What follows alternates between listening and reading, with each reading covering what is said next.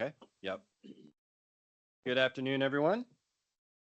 I'm going to call the meeting to order at 12:01 p.m. and want to take the opportunity to welcome our new member, Stephen Burnett. Thank you so much. And we'll begin with the land acknowledgements. The Kingston Police Service Board acknowledges that it is on the traditional homeland of the Anishinaabe, Haudenosaunee, and Huron-Wendat peoples, and thanks them for their stewardship of the land, and it is in that spirit of stewardship that we are committed to providing for the safety and security of all of its citizens. There are no presentations or briefings. Are there any disclosures of conflict of interest? Okay, seeing none. Can I have an approval of the agenda, please? Yep, moved by Wendy, seconded by Adam. All those in favor?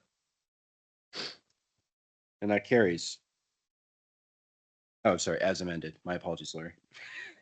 Okay, adoption of the minutes. Can I have a motion to adopt the minutes of the previous meeting, please? Moved by Michael, seconded by Jimmy. All those in favor? I promise I'll be more formal in my names moving forward. Okay, that carries. We received a significant number of communications. So just briefly from the Lieutenant Governor, Ontario Association of Police Service Boards, Police Governance Ontario, the Inspectorate General, the Honorable William Horrigan, Canadian Association Police Governance, Kingston Police Association Victim Services of Kingston and Frontenac, and the Belleville Police Service Board. Can I have a motion, please, that these are received by the board? Moved by Mr. Springer, seconded by Mr. Coven. All those in favor? And that carries. Thank you. And are there any questions with regards to any of those communications before we move on? Okay, seeing none. Okay, we're on to the consent agenda. Can I have a motion, please, that the consent agenda items be received for information? Moved by Councillor Stephen, seconded by Councillor Hassan. All those in favor? That carries. We have a number of items here, including operation budget status update, statistical reports, community volunteers annual summary of activities and financial reports, St. Patrick's Day 2026 report, request made pursuant to Section 19 of the Community Safety and Policing Act, and Human Resources Monthly Report. Would the chief or deputy chief like to speak to any of these items? Yes, Chair, thank you. First, just quickly on the operational budget, you'll see that we are slightly under for the year, but we're pretty much on par. The report clearly outlines from our director, some of it's related to the fact that we haven't received some of those costs come later in the year, hence why we have surpluses in certain areas. But essentially, from a first quarter perspective, we're doing very well. So I want to compliment the work of everyone in an effort to control and have our spending managed in an appropriate way. Would you like me to continue? Yes. Sure. So I'd like to go to the report on the financial activities and summary of our volunteers. And what I would like to highlight for the public is this is this 30th year and an incredible accomplishment. I've had the luxury of working across this country in the policing environment in a number of cities, and to see the level of community service. We have over 50 people who are volunteers here actively, and it's just an indicator of the commitment to this community and the work that they do. And when you look at the report in 2025, you're looking at volunteer hours of 1,912 and almost 5,800 person hours, 578 administrative hours. And it just goes on to the work that they've done. And frankly, every day they're doing something for us, just about. And it's simply incredible. And I just want to publicly acknowledge their 30th year proudly serving Kingston Police and its community. The next one I want to talk about is just the St. Patrick's Day Parade report. And what I want to highlight there, it's pretty self-explanatory. You start to look at the levels of enforcement from 23 up to 26. You see like a substantive drop. And I think the reason you're seeing that in part is due to the incredible work in our police liaison team, our work and our collaboration and cooperation from the university, and the work in putting together the organization from our inspectors each year to ensuring that we have effective coverage, but that it's done in a way that mitigates excessive cost. But it's really that preliminary work that sets us in a good position. And when you look at it, roughly 38% drop from last year in cost compared to 2025. And that's a further drop and a further drop and a further drop. Now, I can't say we're going to be 40% less next year.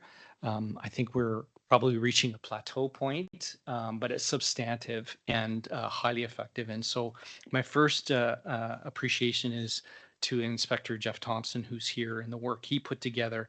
And I could probably provide you a list of 10, 15, 20, 30 others. I'll refrain today from doing that, except to say thank you to them, and significant for us, both in budget, public safety, and collaboration. And I think that's all I would like to comment on for today. So thank you. Thank you very much. And do board members have any questions with regards to any of these items? I do have a few questions, seeing nothing else. So just a quick one here. What was the cost for St. Patrick's Day? What, if somebody can let me know, what was the cost for St. Patrick's Day operations like 4 years ago? So, or 3 or 4 years ago? Yep. Well, I'm just curious because I think it's important to compare what even a ballpark figure would be helpful.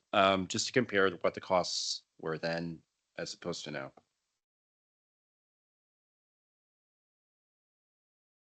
So I think at one point it was around like hundreds of thousands of dollars, and that was just a few years ago. It was about $100,000 2 years ago, and I think 5 years ago, I would say it was probably 8 times the cost at minimum. We can certainly get that exact number. We just don't have it available right now. If you bear with us, our director of finance should be able to get the exact number. Oh, okay. Yes, thank you.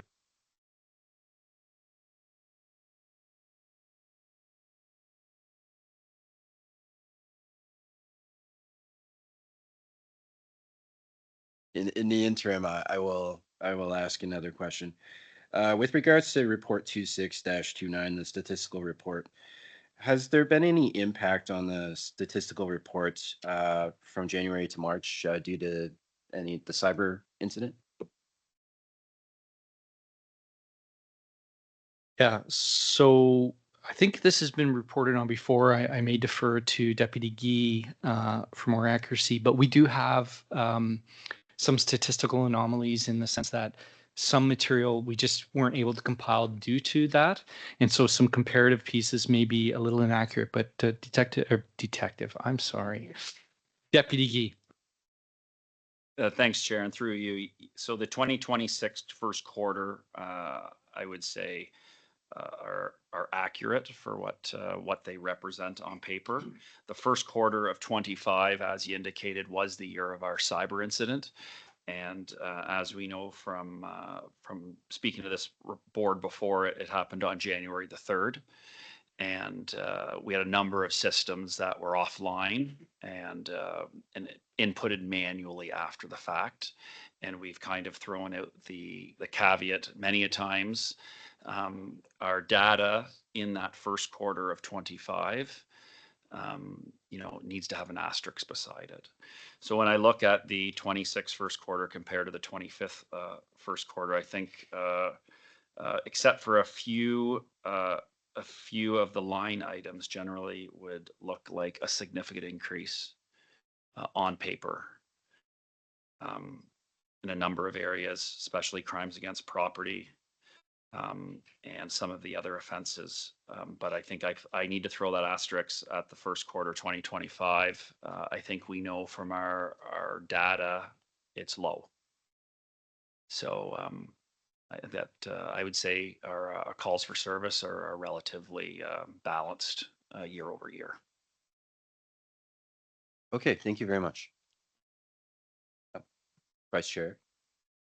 Sorry, through you, Chair. Just again, based on the Queen's Large Gathering, not just St. Patrick's Day and homecoming, but the KCBI served as a great gathering point for officers. I don't know, is that still available to us for the 2026-27 year, or do we have an alternative? Because it worked very well from what I saw. I'd like to invite Inspector Thompson to come up. He's the one that's organizing it, and I think it'd be great for him to provide that answer.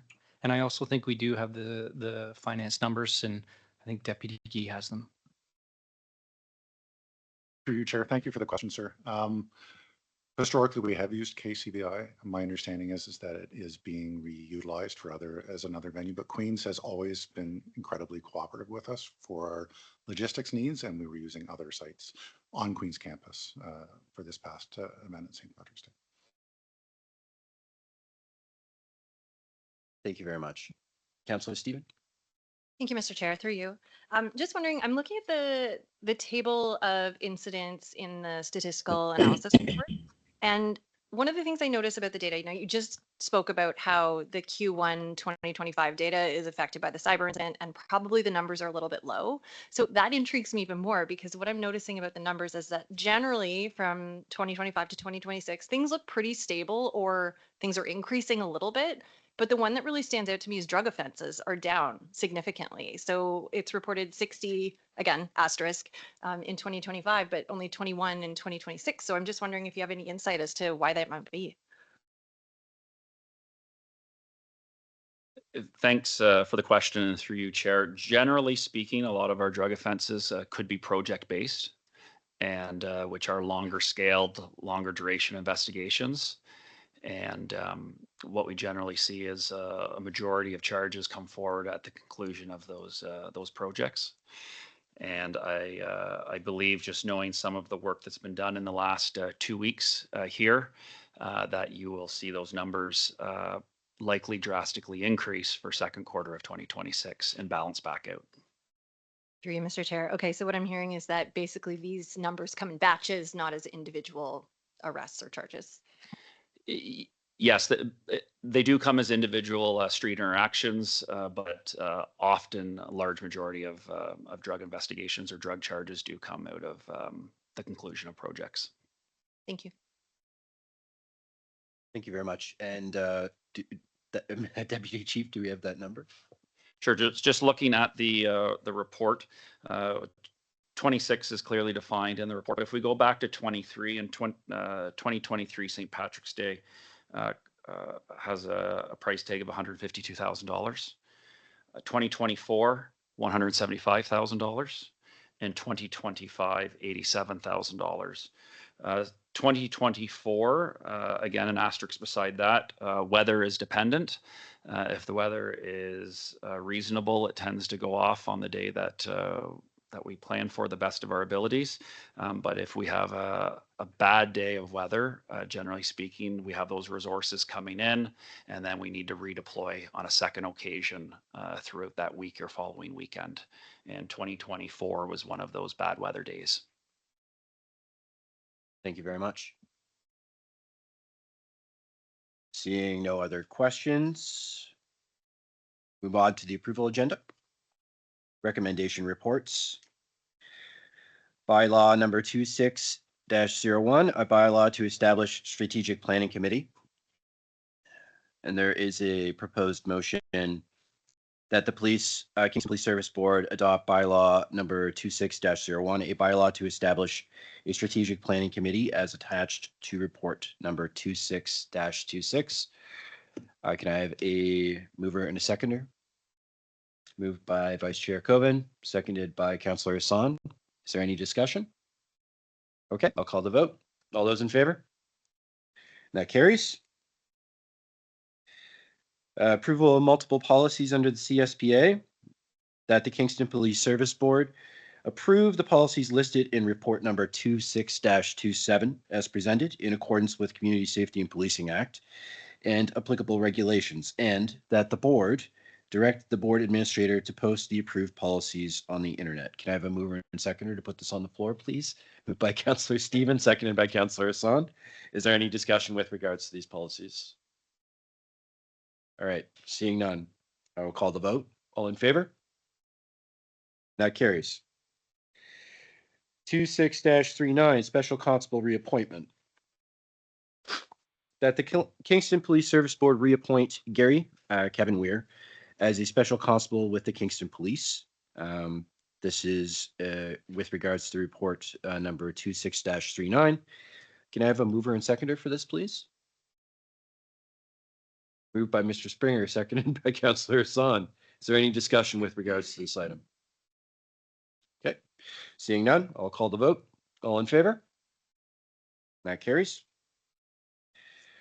Okay, moving on. We have motions. This was deferred from the March 18th meeting, vacancies to committee.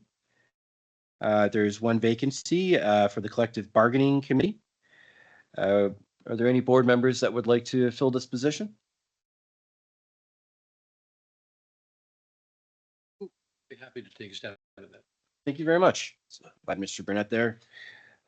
So that Mr. Burnett be appointed to the Collective Bargaining Committee. Can I have a mover and seconder for that, please? Moved by Mr. Springer, seconded by Vice Chair Coven. All right, any discussion? Thank you. All those in favor? And that carries. Okay, moving on. Board representation at the CAPG 2026 conference. That resolution 26-17 passed on February 26, 2026, which reads as follows. That the requests of Christian Leprecht and Jamie Hassan be approved to attend the CACP annual summit being held August 16th to the 18th in Edmonton, Alberta is amended as follows. That the requests of Christian Leprecht and Jimmy Hassan be approved to attend the 37th annual CAPG 2026 conference being held in August 12th to 14th, 2026 in Edmonton, Alberta. Can I have a mover and seconder for that, please? Moved by Mr. Springer, seconded by Vice Chair Coven. Is there any discussion with regards to this? Councillor Stephen. Thank you, Mr. Chair. I'm just wondering, because I'm new to the board, so past practice for this, it's great that we have people going to this conference. The rest of us who can't go, how is information being disseminated? Like, how are we making sure that this is a valuable way to spend money for the board? Board Administrator. The attendees provide a verbal report to the board at the next meeting. Any other questions, Councillor Stephen? No, that's all. Thank you. Okay, thank you. Okay. Hearing no or seeing no other questions, call the vote. All those in favor? And that is carried. Okay, moving on. 2025 annual report. That the board receive and approve the 2025 annual report in accordance with Section 41 of the Community Safety and Policing Act for submission to the Corporation of the City of Kingston and publication on the board's website. Can I have a mover and seconder for this, please? Moved by Vice Chair Coven, seconded by Councillor Stephen. Is there any discussion with regards to this matter? Vice Chair Coven, please. I just wanted to compliment the level of detail, the readability, the presentation. I thought was just excellent. I wasn't anticipating that. I thought I was getting a spreadsheet, and instead it was actually really well consumable material. So I apologize for my assumption, but I was really nicely pleased. Thank you. Thank you for that. First of all, I'd like to acknowledge our corporate communications director, Lindsay. I think, yep, there's Lindsay, and my executive administrator, TJ Romanek, and everyone putting it together to help create, get the information, collate the information, of course, and put it in that presentation. And it's a demonstration of when we start putting and creating some positions that have that skill set, we can start to produce meaningful material. And so thank you to them. Any further questions, comments? Councillor Stephen. It's an item coming later through you, Mr. Chair, but can we perhaps make an assumption here that the diversity plan will also be looking good? Yes. Okay.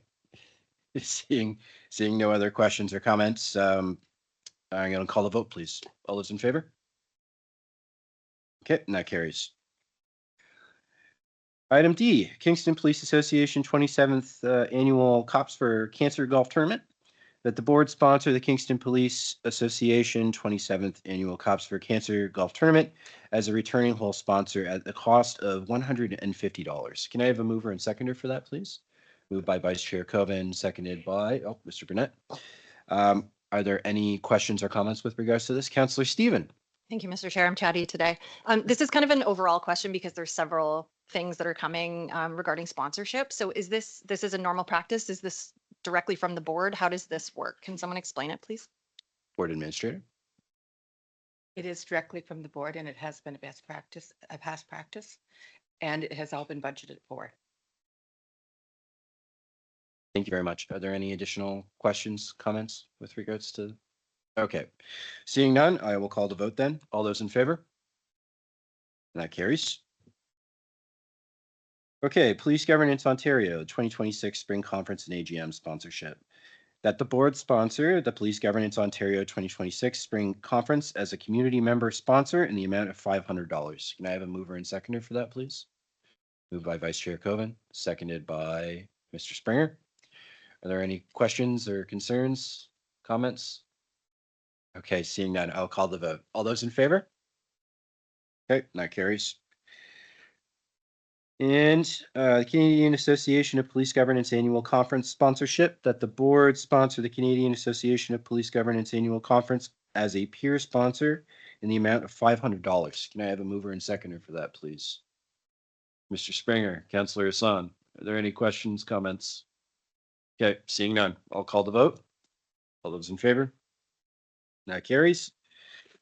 Okay, Cruise for a Cause. That the board sponsor the Cruise for a Cause in support of the EMBER program of Victim Services of Kingston and Frontenac as a community sponsor in the amount of $250. Can I have a mover and seconder for that, please?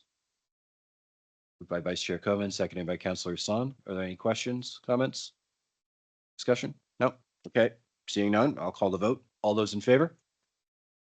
And that carries. Moving on. We have ratification of motions, transfer payment agreement, bail safety program. That the Kingston Police Service Board ratify a motion passed by a poll of a quorum of board members on April 1st, 2026, pending the next scheduled public board meeting. That the Kingston Police Service Board enter into a transfer payment agreement between His Majesty the King in right of Ontario as represented by the Attorney General and the Kingston Police Service Board for the renewal of the bail safety program for 2026-27 fiscal year for funding in the amount of $96,647, and that the board authorizes the chair to sign the transfer payment agreement on behalf of the board. Can I have a mover and seconder for this, please? Moved by Vice Chair Coven, seconded by Councillor Stephen. Is there any discussion? Okay, seeing none, I'll call the vote. All those in favor? That carries. Diversity Plan Working Group Committee. That the board ratify a motion passed by a poll of quorum of board members on April 22nd, pending the next scheduled public board meeting. That the Kingston Police Service Board accept the resignation of Vanessa Mensah from the Diversity Plan Working Group Committee, and that the board appoint Suha Osman as the representative from the City of Kingston Community Development and Wellbeing and IIDEA Division to the board's Diversity Plan Working Group Committee effective immediately. Can I have a mover and seconder for that, please? Moved by Councillor Son, seconded by Councillor Stephen. Is there any discussion with regards to this item? Okay, seeing none, I will call the vote. All those in favor? And that carries. Is there any unfinished business? No. Discussion, new business, Diversity Plan Working Group Committee update. Councillor Stephen. Thank you, Mr. Chair. So I'm the new chair now of the Diversity Plan Working Group. It has Mr. Springer, Councillor Hassan, and then also several community members as well as several staff. So we are in the process. We've been meeting monthly at this point. You may remember Community Safety and Policing Act. There is a requirement that each police service has a diversity plan in place so that the police service represents or better reflects the actual composition of the community. So the working group is working on that right now.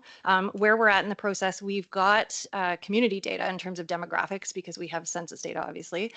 We do not have internal demographic data on staff, not to the extent that we would like to see in terms of looking at increasing and improving diversity of Kingston Police. So our intention is we are working together to create an internal survey. This will be something that the board will discuss later in terms of what is on that survey, and it will be coming from the board. So we will be looking to collect information from staff. It will be voluntary, of course, and we're trying to keep it short and sweet so that it's not onerous for anyone to complete. But with this data, then we'll be able to compare, looking at our community as a whole, looking at the service itself and seeing, okay, where are we at right now, so that we can set some reasonable goals. And a big piece of this too is in terms of, we're using, I understand you're using merit-based recruitment, right? You're basing it on what people can do and their qualifications. We're not looking to interfere with any of that, of course. But a big part of this, as far as I can tell from conversations I've had, is looking at workplace culture, looking at making this a place where diverse candidates want to apply, want to work, and then looking at retention as well. So once people are in, any person is in, what is the workplace culture like, the support, promotion, all of those pieces. So we're trying to take a broad approach here to look at the service as a whole and see what we can do to help with increasing diversity here at Kingston Police in a meaningful way that we know won't happen overnight, but is intended to guide us into the future. So happy to take any questions if there are any. Are there any questions for Councillor Stephen? Okay. Okay, thank Seeing you. none, thank you very much for the update. Okay, Policy and Bylaw Committee update. So I'll give a very brief one. Councillor Stephen and myself have been working very hard on their updating the entirety of the policies for the Kingston Police Service Board, which includes 32 have been posted to the website, plus 11 after today's meeting. 20 are pending review by the committee board and chief and deputy chief. We have 21 outstanding, plus the board manual, which contains an additional 16 policies. And our policy analysts are reviewing 6 as we speak.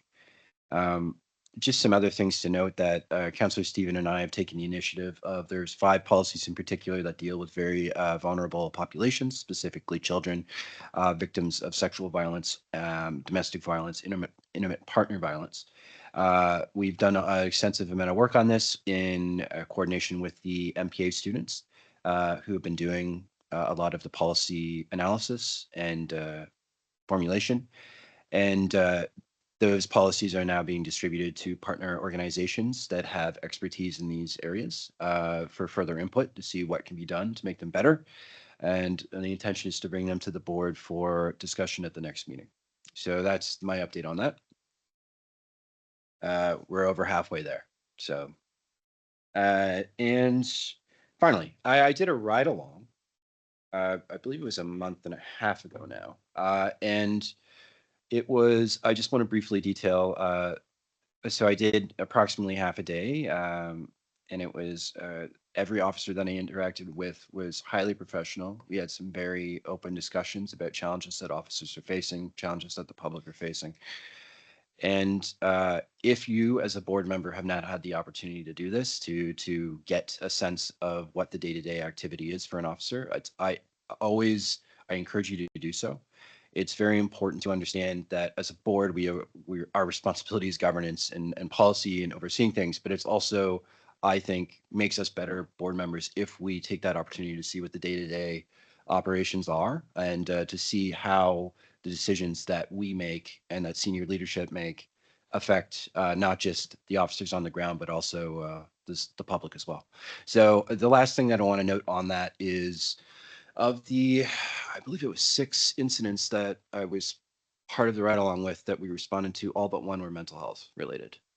So that's just, I just wanted to highlight that as well as a significant and ongoing challenge for the community and for officers on the ground. So thank you very much. Okay, so moving on. Oh, yes, please, Councillor Stephen. Councillor Stephen? Thank you, Mr. Chair. I just want to flag, so my other job that I have is I'm a teacher, and we've just been told that we are all required to get police record checks. So I just wanted to check, is that something that will benefit Kingston Police? Will we see some revenue for that, or is that just a lot more work and no benefit? Deputy Chief? Yeah, as we know through the Education Act, they changed the parameters on VS checks and the timelines and the requirement to self-declare and such and whatnot. So we will see the vulnerable sector check requests increase. As we know, the exemption under the Act is for, I'll call them regular CR checks, so a generalized criminal reference check, not a VS. So VS checks are billed for. So as we see more and more agencies going to the VS requirement, it obviously creates more revenue stream, more workflow. Our government did just pass some legislation about moving some rules to open up the VS check market to third-party providers. So that's on the go right now. That's currently being done right now for regular criminal reference checks and CRJMC checks, which is outstanding matter checks. When I say third-party providers, it's businesses that partner with police agencies, and as you know, we're part of that framework. So that will likely speed things up for people. And our wait times are standard. We monitor them all the time, and right now we're around the 2-week wait time. One thing that people need to be aware of is if your name gets flagged through a scoring system, which we don't have control over here, it's through the RCMP system, the CPIC system, as the VS check checks the pardon registry. And if your name appears similar to that of somebody in the pardon registry, it needs to be verified through fingerprints. Again, we don't set those parameters. That's clearly defined in the Act. And then you need to come in for your fingerprints, and then we send those off to the CPIC center, who verifies that that is or is not you. Most of the time it's not, and we can clear the VS check or vulnerable sector check through. So for the average person that's name's not flagged, we're usually looking at about 2 weeks. For somebody's name that gets flagged, that needs to have the fingerprints taken and sent in to verify the pardon registry, it could add another approximately about 3 weeks to the process. And just related, have staff noticed an increase in vulnerable sector checks? Do we know that yet? You know what, the teaching market is obviously larger when we look at the public system or the the different systems of our younger school groups. We are really busy here at Kingston Police due to our educational facilities, post-secondary, that we host. And as we know, our biggest influx is September, August to October. We have students coming back. A lot of sports leagues are usually start in September, and that's usually where we see our uptick. We have the staff to manage it and keep that wait time about the same. And we're consistently keeping an eye on it, that if we need more horsepower, it definitely offsets with the revenue. Thank you. Mr. Burnett? Thank you, Chair. And when I was preparing to join the board, and thanks to the tremendous help given by Laurie, our administrator, I went through the educational program, which was fascinating. And I came out of it with the overwhelming feeling that policing was considerably more complex than I ever dreamt. And the second part of that feeling was that I needed to get onto a ride program as soon as I could. So my question is, how do I do that? Chief?